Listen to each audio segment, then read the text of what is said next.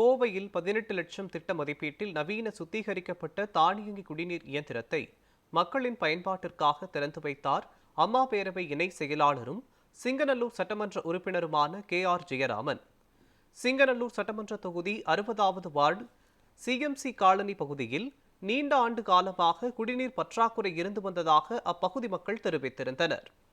இந்நிலையில் மக்களின் ஆரோக்கியத்தை கருத்தில் கொண்டு அப்பகுதி மக்களின் குடிநீர் தேவையை பூர்த்தி செய்யும் விதமாக சுமார் 18 லட்சம் ரூபாய் மதிப்பீட்டில் நவீன சுத்திகரிக்கப்பட்ட தானியங்கி இயந்திரத்தை நிறுவியுள்ளார். சிங்கநல்லூர் சட்டமன்ற உறுப்பினரும் அம்மா பேரவை இணை செயலாளருமான KR ஜெயராமன் மக்களின் பெரும் ஆதரவோடு அதை திறந்து வைத்தார்.